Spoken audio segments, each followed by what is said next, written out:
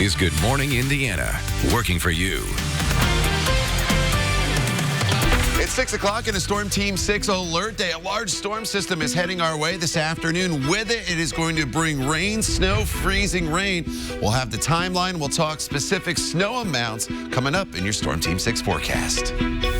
Only on RTV6, the company that makes the Red Line buses, BYD, explains why a permanent charging solution for its buses won't happen this month, and will detail the cost of replacing the medians along the Red Line. Tensions run high at a Hendricks County School Board meeting. Shame on you! Shame on you! We're live this morning with why parents are calling for the board to resign. Plus, pleading for answers. And we're hoping that the community will give us something. The extra work happening right now to find answers to the deadly violence on the city's northeast side.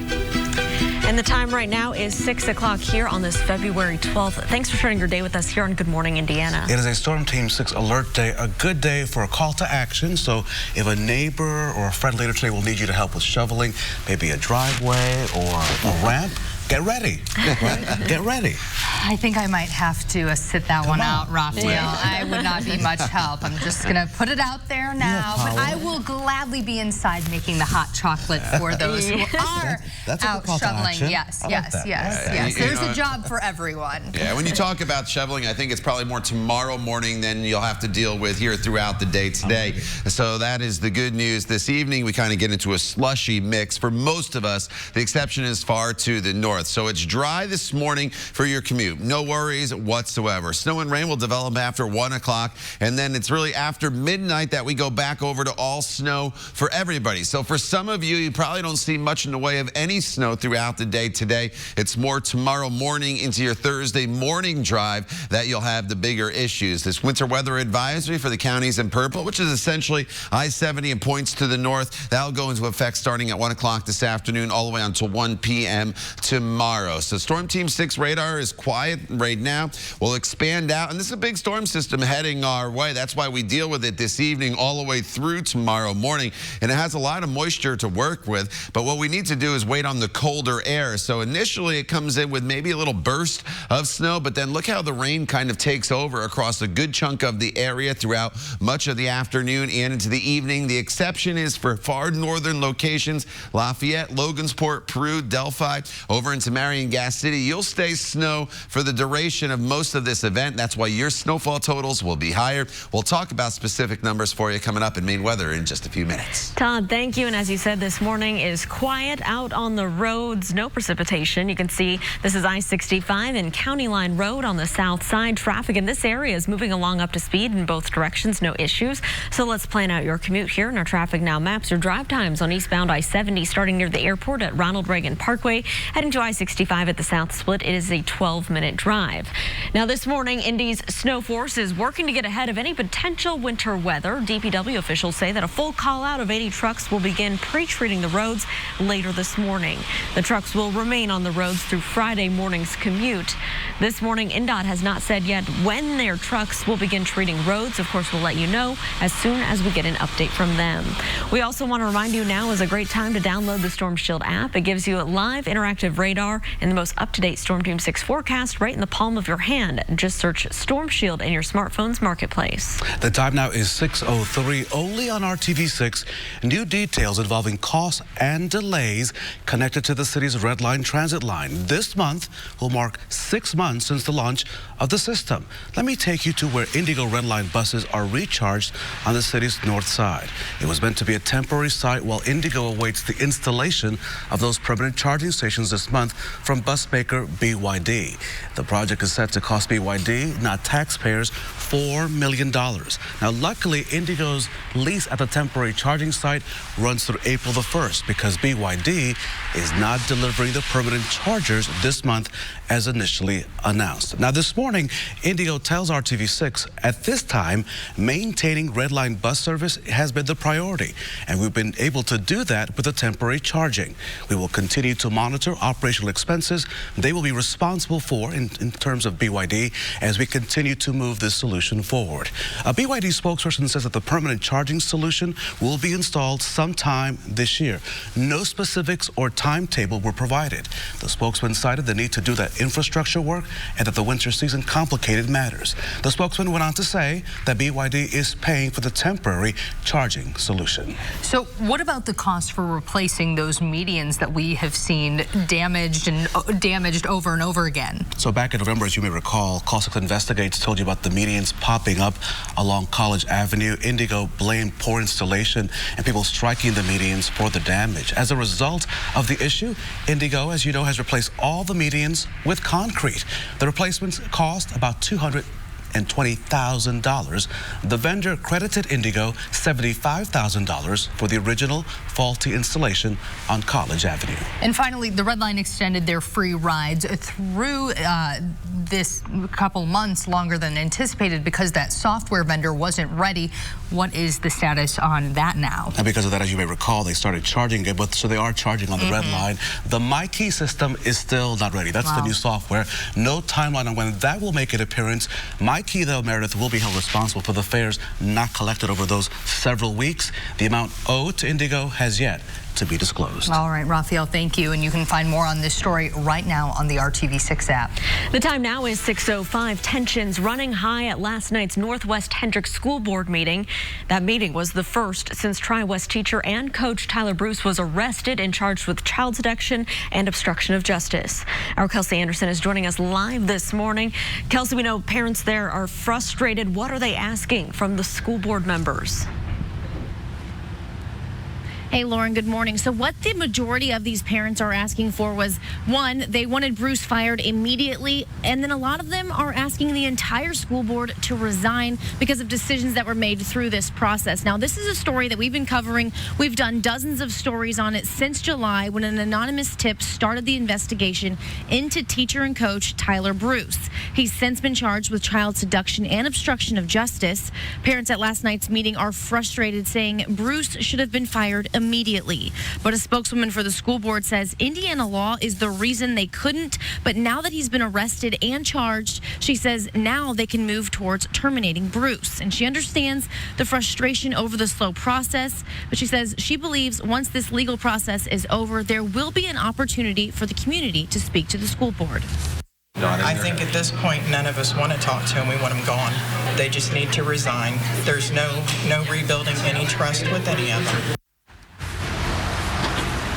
Now, there were also parents who stood up in support of the school board, saying no one thought this process would take so long. Well, now that Bruce has been arrested and charged, he is now on unpaid leave, but he has exercised his right to due process and has requested a meeting with the superintendent. Now, for the full video of last night's meeting, we've got that for you over on the RTV6 News app, plus all the stories we've done since this started in July. Reporting live, Kelsey Anderson, RTV6. The time now is 6:07, and only on RTV6, an investigation into health concerns at a Decatur Township school will start later this morning.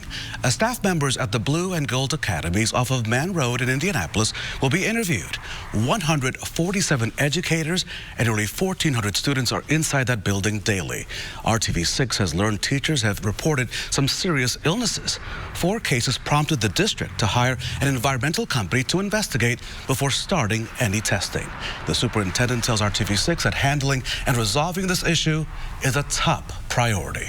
IMPD officers are working overtime this morning searching for answers about 2 disturbing shootings on the city's northeast side. The gun violence has claimed the lives of 5 of our neighbors. Our Alyssa Donovan is live this morning with details surrounding the department's new effort. Alyssa, good morning. Good morning. So right now, Meredith, police detectives are inside of police headquarters behind me, manning the phones. It's part of their 48-hour homicide hotline. They're urging anyone to call in with tips that may help them find the killers in the city's most recent homicides. Now, this all came as an extra effort after community outcry over 2 deadly shootings. A Subway employee shot and killed at work, and 4 young people killed at an apartment complex. Indianapolis Metro Police Chief Randall Taylor launching the hotline so people can speak directly to detectives who are standing by to answer these phones, which does not always happen when you dial the IMPD detective or Crime Stoppers numbers. Chief Taylor says this is something they want the community to notice so that they can step up and call in with information. I'm hoping that the fact that we'll actually be there will show the community that we really do care. We really do want to generate some information on these cases. Now, that number to call is on your screen right now. It's 317-327-3475. Members of the homicide unit will be taking those calls and vetting the information that comes through in the hopes of leading to an arrest in these cases. And that hotline number is going to be open until Thursday afternoon. If in the future you think of something that could be a tip to help police, you are encouraged to use the Crime Stoppers number. And we have that on our website, indychannel.com. Reporting live, Alyssa Donovan, RTV6. Alyssa, thank you. Various community leaders have discussed preventing violence after last week's quadruple homicide. Working for you, RTV6 went to the Northeast Side to give people who live there a voice. People downtown want to give you what they think you need instead of asking you what you really need. We need more resources. You need to meet the people on their level, not at your level. There has been a crisis because there are no high schools, there's no grocery store, we don't have banking institutions. There's a poverty crisis for sure, and poverty results in other things. We talked to those women at the Community Alliance of the Far East Side Center. Sharia Caldwell, the director of the community engagement there, says more funding is needed for programs. The center offers services like employment coaching, behavioral health counseling, leadership development camp, and much more. The time now is 6:11. Covering the State House this morning, Governor Eric Holcomb says he'll continue to push for legislation requiring workplace accommodations for pregnant women. The governor's bill would have required businesses to modify jobs for pregnant women needing longer breaks, transfers to less physical work, and unpaid time off after childbirth. State senators voted no to those ideas, opting for a summer study committee instead. Holcomb says he will absolutely work on winning support among lawmakers before the legislative session ends.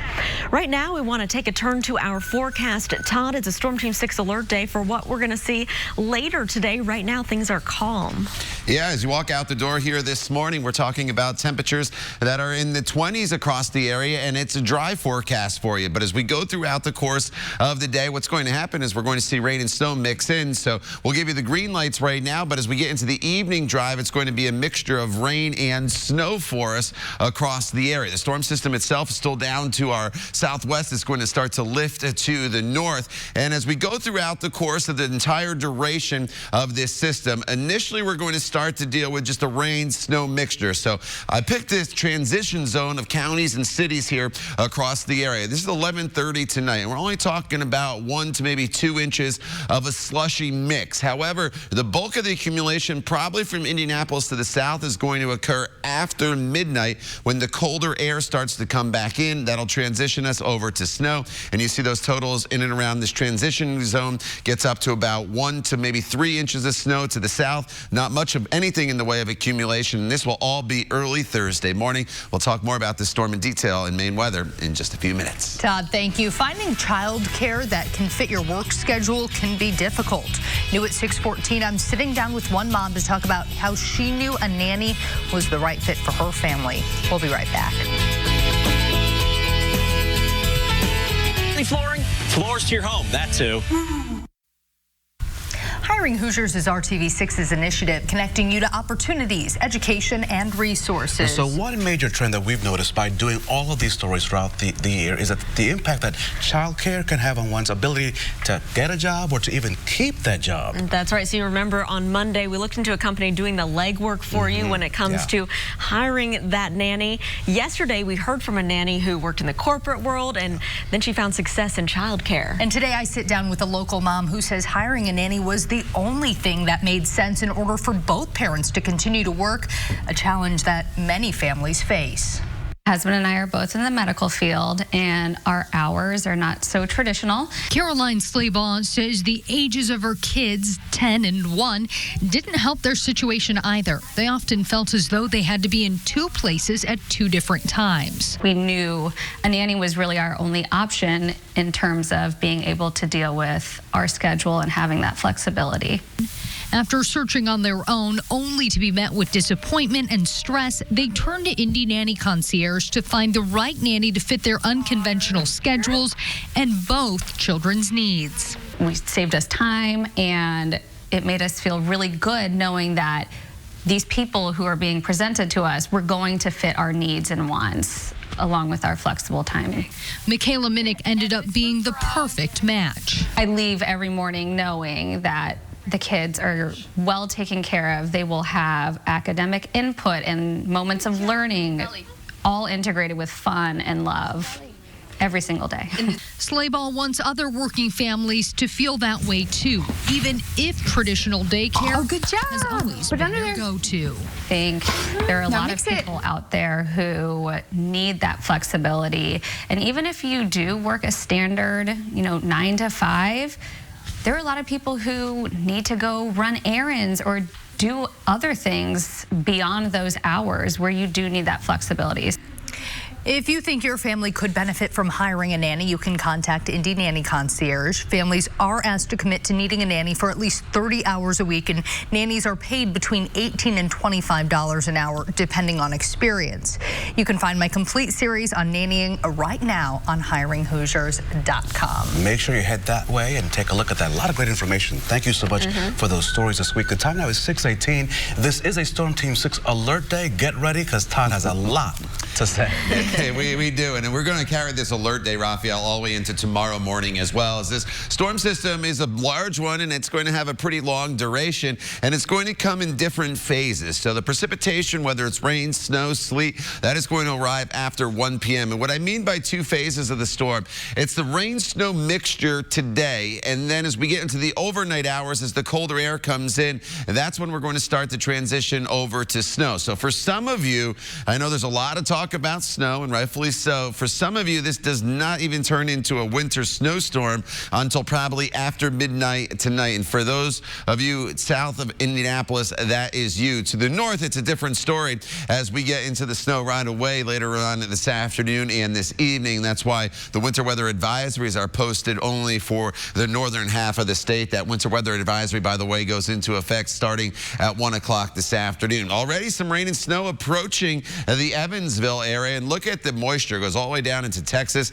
and that's the thing with this system. There's going to be a lot of moisture with it, and a lot of times when you can get heavy precipitation, it can overcome temperatures that are above freezing at the surface, and that's what's going to happen later on this afternoon. That's why as some of this rain and snow comes in, it may initially be able to stick on the roadways before the warmer air starts to wane out and we go over to all rain. But here we are at 5 o'clock. Your evening commute is in progress. It's snow to the north, rain to the south, but this rain snow line will continue to work its way to the north throughout the course of the evening hours. So if you do see a little bit of snow initially, think back to Sunday, right? We had that snow, it was covering the ground, it turned to rain, and then you're just kind of dealing with a slushy accumulation. I think that's the case along I-70 from Lafayette to Kokomo to Gas City, points to the north. This stays snow, but watch what happens after 10 o'clock this evening. This rain snow line starts to pivot back down to the south. So for many of you,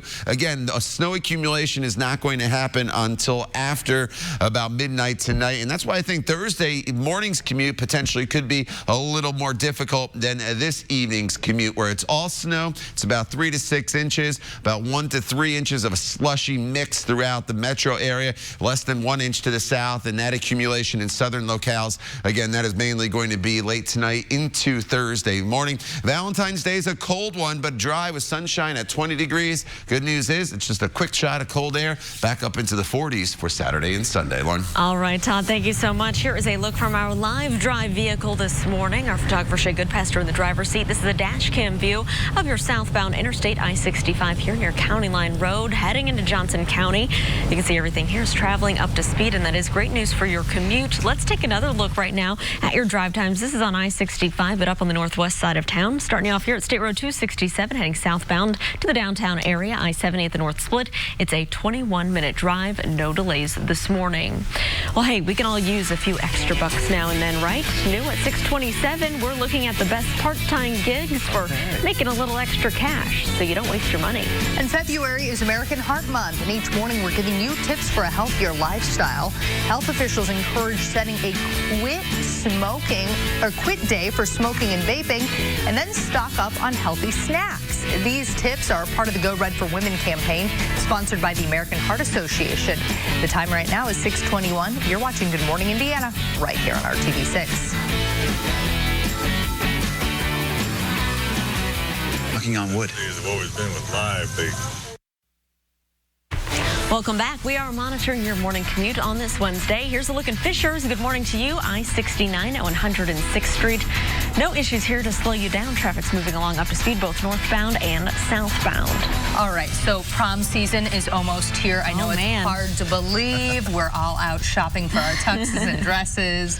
Don't you miss that? We're a little too old for that. Yeah, we are old. But this time of year is when we always see some interesting dresses by high school students that they make out of all different sorts of things. Okay. And this is a very cool one. An Illinois high school student using fashion to inspire people to vote. The Illinois Board of Elections honored Vila Zadell for creating this dress. She made it out of the I Voted wristbands, and it comes with a matching handbag, of course. Vila calls it her I Voted power dress. Very impressive. I think maybe one day we'll see her at New York Fashion Week. Yes, that is interesting. Okay. All right. Well, more than 100 dogs now have forever homes, and it's all thanks to a Super Bowl star. Derek Nady is a defensive tackle for the Kansas City Chiefs, and this season he sponsored a dog's adoption fee after every Chiefs victory. That is. Well, okay. So the Super Bowl happened, and Derek decided to go all out and sponsor all 109 dogs who are waiting to be adopted before February 2nd. Well, that cost was $18,000, which Nady wrote a check for on Saturday. Oh, but the feeling of bringing home a shelter dog is priceless. Oh, yeah. So good. Aw. So here's something that most of us only dream about doing. Take it out. Do we? I don't know if I dream about that. I would love to do that, as you know. Take a look at Cosmo. Yeah, you just saw him there. The mascot, the Brigham Young University, during the school's win over San Francisco. One more time. I like that view. The school's dunk team gathered behind the three-point line and launched a mascot like a shot put. Cosmo was able to complete the incredible dunk, causing us to go. One more time. When they first showed that, I thought he was on a trampoline, because you see that at the Pacers games sometimes, right? And yeah, a lot of NBA teams do that and everything. Wow, I would love to do that. I've just, with how a do mask you over your face? become a member of a dunk team? Is that how do you prepare for you that? You got to be really, really strong and throw people. Cheerleading, probably. What an interesting resume builder. Pacers, call us. This team is ready to be part of the dunk team. We might have to start before the free throw line, though. I need to lift a few more weights, I think, before we bounce Boomer into the air. All right, it is a Storm Team 6 alert day for us. You don't have to worry about anything this morning for your drive into work, but a wintry mix is going to arrive between noon and 4 o'clock, depending on where you live. The noon time frame is to the south. This evening's commute, a sloppy mess with rain, snow, slush, and sleet. We'll talk more about it in detail coming up in just a little bit. Todd, thanks. Are you looking to earn some extra money this new year? You no longer have to fill out applications and hope someone hires you. Working for you this morning, our John Matarese has some great part-time jobs for 2020, so you don't waste your money. Millions of people have joined the gig economy in recent years, working a side hustle for extra cash. It's a great way to earn from a few $100s to thousands. So we found some of the best for 2020. You're going to generate cash. Vicki Zwisler has driven for Uber and Lyft for more than 5 years and told us in a recent report, I love it. I absolutely love it. The most popular gig jobs these days involve driving because of almost no startup fees. Vicki says ride-sharing is a great gig if you enjoy meeting new people.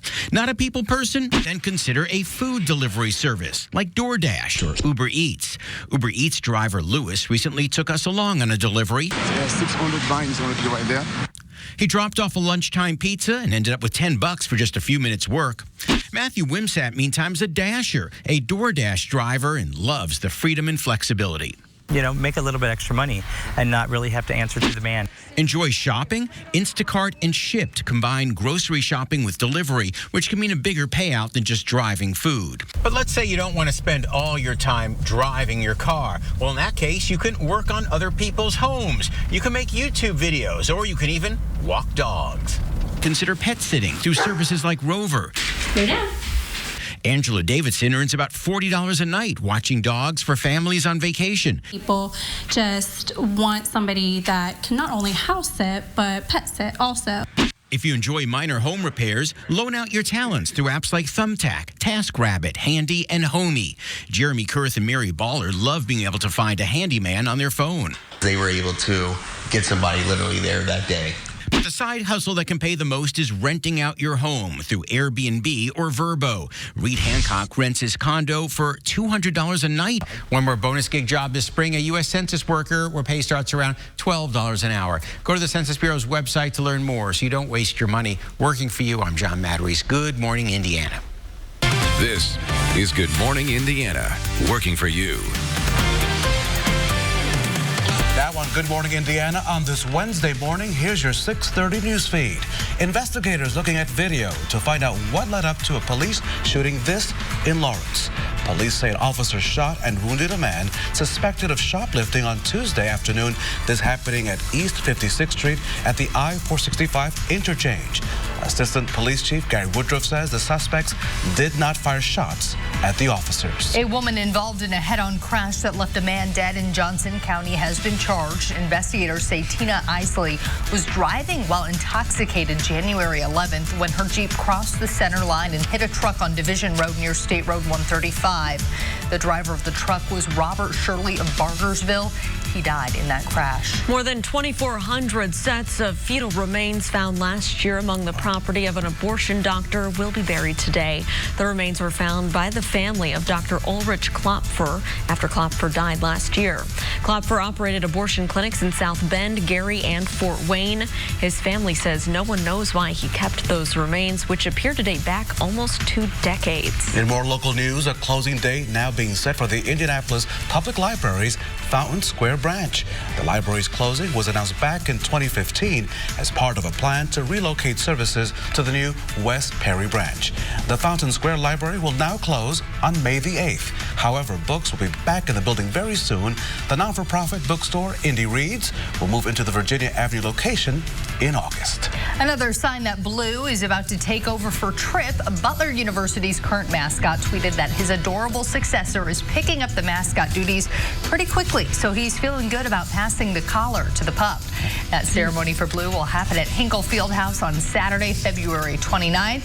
But Trip will still be the official mascot and continue to report for duty until May, if we can wake him up out of his winter slumber. I think a lot of people going to be having a hard time reporting for duty tomorrow morning. Yeah, we know that this morning is quiet in the forecast, but we want to talk to Todd about what we can expect later today. It's kind of the top of everyone's minds, Todd. Yeah, this evening it's rain, it's snow. It depends where you live. The further north you are, more in the way of snow. To the south, it's mainly rain. Any way you look at it, it's not going to be pleasant to be outdoors later on this afternoon or this evening. And then tomorrow is when we deal with a good amount of snow, at least early on during the overnight hours. So I wrote precip chances today because it is a whole mixed bag of weather that's heading our way. But the important thing here is they ramp up during the middle half of the afternoon. And once the precipitation starts, it's with us throughout the remainder of the evening hours. So Lauren mentioned your commute this morning, just mostly cloudy skies. It's dry, although the rain snow line just now starting to creep up on the Evansville area, and this will continue to lift to the north. Now, temperatures will be above freezing, and that's key later on this afternoon. So initially, not all of this will stick on the roadways, maybe on the grassy areas, but it's not until after midnight that we will see the temperatures fall below freezing, and that's when everybody transitions over to snow. So Storm Shield, a great app to have. It alerted me yesterday once I got home from work about the winter weather advisory that goes into place 1 o'clock from Indianapolis to the north. It could get upgraded to a winter storm warning in spots, so you can pinpoint that to your location. station also has a radar you can control and see where that rain snow line is as it moves north throughout the evening hours. We'll talk about the time frame of that changeover coming up in Maine weather in just a few minutes. Todd, thank you. This morning, Indy's snow force is working to get ahead of any potential winter weather. The Department of Public Works says a full call out of 80 trucks will begin pre-treating the roads later this morning. The trucks will remain on the roads through Friday morning's commute. This morning, INDOT has not said when their trucks will begin treating those roads, but of course, we'll let you know as soon as we get an update from them. It is 6:33. Tensions, they were high at last night's Northwest Hendricks County School Board meeting. It was the first meeting since Tri-West teacher and coach Tyler Bruce was arrested and charged with child seduction and obstruction of justice. A story that we've been following here for months. Our Kara Kenny has really been on top of the story. Our Kelsey Anderson this morning, though, joins us live this morning. And Kelsey, parents were super frustrated. What did they say? Well, Raphael, they were frustrated by two things. One, that Tyler Bruce wasn't fired immediately, and the other, they're frustrated by several decisions that the school board has made through this process, and they're actually, some of them were calling for the school board to resign. So RTV6 has done at least a dozen stories on this case since July, when an anonymous tip started the investigation into teacher and coach Tyler Bruce. He's since been charged with child seduction and obstruction of justice. Bruce was put on paid leave during the investigation, and parents are upset that swift action wasn't taken by the school board. But a spokeswoman for the board points to Indiana law as the reason for the slow process. But she says now that Bruce has been arrested and charged, they can move forward. That was the legal trigger for us to say we can terminate him, and we will move forward with that termination. The process will still take some time. According to the spokeswoman, Bruce has exercised his right to due process and has requested a meeting with the superintendent. Now, there were a lot of emotions at that meeting last night, so if you want to see that whole video of the meeting, we've got that for you over on the RTV6 News app, plus all of the stories that we've done since July, since this case started. Reporting live, Kelsey Anderson, RTV6. Kelsey, thank you. An employee shot and killed while working at Subway. 4 young people shot and killed at an apartment on the northeast side. These murders still unsolved, and now police need your help. As these families continue to mourn the loss of loved ones due to violence, Metro Police are now taking action, saying they have heard the community outcry and they are adding extra effort. Our Alyssa Donovan is live this morning outside of police headquarters. Alyssa, it is early, but detectives are inside working right now as part of this new effort. That's right, Meredith. They are inside right now. Homicide detectives are manning the phones as part of a 48-hour homicide tip hotline. So they are urging you to call in with any information that you think could be helpful to detectives when it comes to solving these crimes. The homicide hotline is an extra effort that comes after community outcry over those 2 deadly shootings. A Subway employee shot and killed at work, and 4 young people killed at an apartment complex. Indianapolis Metro Police Chief Randall Taylor launching the hotline so people can speak directly to detectives who are standing by to answer these phones, which doesn't always happen when you dial the IMPD detectives line or Crime Stoppers line. Chief Taylor says even if you're not sure that the information you have will be helpful, you should call anyways and give them that tip. Even if they don't think the information they have is important, share it with us, let us look at it and vet it out and see if it's important or not. But we need to generate some stuff. There's bad people out there, you know, maybe 2 separate groups that have committed these crimes. We need to get them off the street. And that number to call is on your screen right now, 317-327-3475. Members of the homicide unit will be taking those calls and vetting the information that comes through in the hopes of leading to an arrest in these cases. And again, that hotline is open right now. It's going to be open until Thursday afternoon. If you come up with a tip after that deadline, then you are asked to call Crime Stoppers, and that number is on our website, theindychannel.com. Reporting live, Alyssa Donovan, RTV6. Alyssa, thank you so much. The time now is 6:37. A woman says her life will never be the same after a dump truck crashed into her SUV. Now she's filed a lawsuit against the driver and the trucking company. Sue Ann Bodine is paralyzed from the waist down after a dump truck crashed into her SUV on Rockville Road back in September. It was all part of an 11-vehicle pileup that killed a couple from Danville. Sue Ann is now suing the driver and Zionsville-based trucking company North American Environmental Services. A court records show that Danny Williams was behind the wheel of that truck. He told police that he had been snorting heroin. Sue Ann now relies on around-the-clock nursing care, and her medical bills, they're piling up. In just moments, my life was in a shambles. My hopes and dreams for the future are gone, at least at this moment.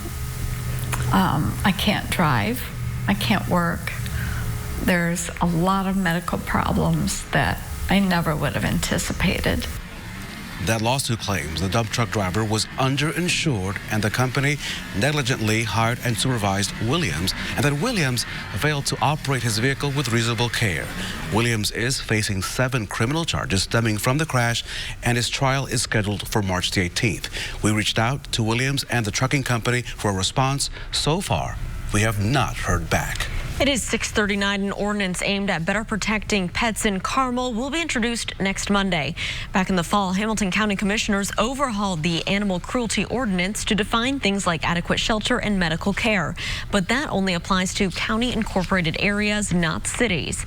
Councilor Adam Austin is behind the new similar proposal in the city of Carmel. The whole point of this ordinance is we just want to make sure that everyone in Carmel is happy, healthy, and safe, and that really does apply to everyone, including pets, our furry friends. The ordinance would also prohibit pet stores from selling dogs obtained from puppy mills or backyard breeders. He did not come out on top, but it was another strong showing for the former mayor of South Bend in the latest presidential contest. We'll show you how he fared in New Hampshire and what those results mean for the race moving forward. Another presidential candidate has spent hundreds of millions of dollars to make himself a contender. But now he's having to answer for his political past, the things he said, comments about race that could hurt his campaign. That's story next as Good Morning Indiana continues right here on RTV6.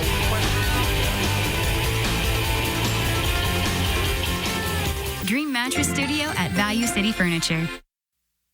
In the race for the White House, he may not have won last night, but the former mayor of South Bend remains in a strong position this morning. Pete Buttigieg is battling for an early lead in the Democratic delegates after a close second-place finish in Tuesday's New Hampshire primary. Unlike the debacle we saw last week in Iowa's caucuses, the returns, they came in quickly, and judging by voter turnout, the interest among those trying to choose and oppose President Trump in November is very high. ABC's Trevor Ault has a rundown of where the race stands this morning.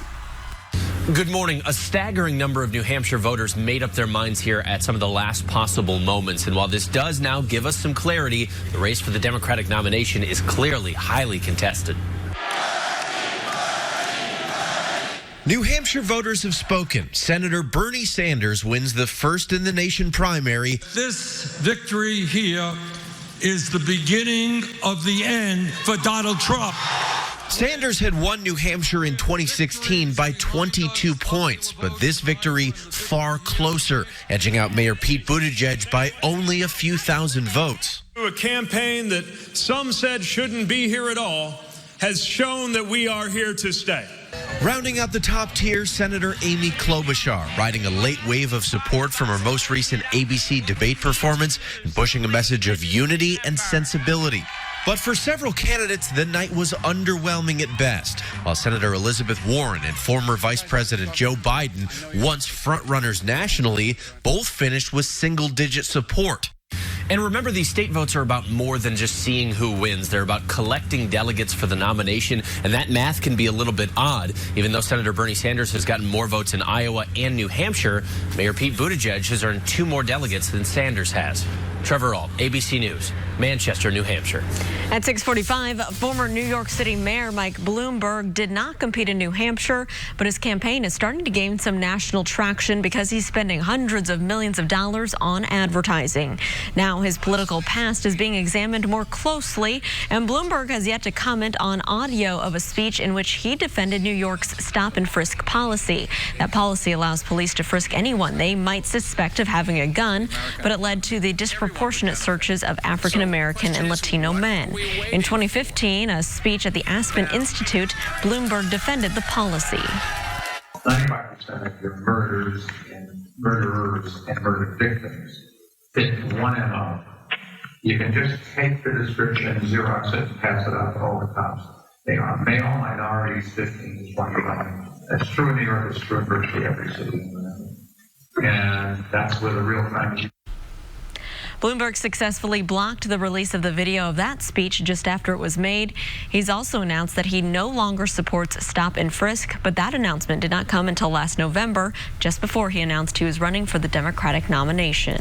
The bank bandits were operating on the inside this time. Coming up, how a major bank says it caught employees with their hands on customer information and how it could impact your money. Todd. This morning's commute is going to be clear sailing, at least weather-wise, but it is a Storm Team 6 alert day because the afternoon commute is going to become a lot more difficult as a wintry mix is going to arrive. It is going to turn sloppy and then turn white for your Thursday morning drive. There's a lot to talk about in your Storm Team 6 forecast. We'll do it coming up when Good Morning Indiana continues. The time now is 6:46. Keller and Keller. Welcome back to Good Morning Indiana. A big heads up if you're a Fifth Third Bank customer. Your personal information may have been stolen, and the bank says it was an inside job. Fifth Third says a small number of bank employees got hold of the private data and shared it with people outside the bank. The bank sent a notice to affected customers this week, but it would not say how many customers were impacted. Fifth Third says a small number of former employees may have misused certain customers' sensitive information dating back to 2018. That information including names, addresses, account numbers, social security numbers, and driver's license information. A spokesperson for the bank issued this statement to RTV6. Our primary concern, as always, is for the protection of our customers' assets and personal information. We apologize for any inconvenience as we work to resolve this matter. The bank says the employees involved have been fired and police are investigating. Now, Fifth Third says that it's offering a year of free credit protection to customers who were impacted by this. But consumer experts tell us that it's also a good reminder to pay attention to your bank account and immediately report anything that doesn't seem right. Also, you should regularly check your credit report to make sure that no one is opening new accounts in your name. The time now is 6:50. This is a Storm Team 6 alert day. You look behind me, Todd. You have a lot going on. Every color of the spectrum is here. Yeah, there's a lot of colors, and that's because there is a lot going on here, Raphael, over the course of the next, really, 24 hours. We're going to be talking about this storm system all the way through your Thursday morning commute. So to the north, it's mainly snow. We're talking probably about 3 to 5 inches. Maybe a few locations could get up to 6. Away to the north, we have this transition line of rain and snow through the good heart of this state, right along I-70, including Indianapolis. I do not think this is a huge snow for Indianapolis.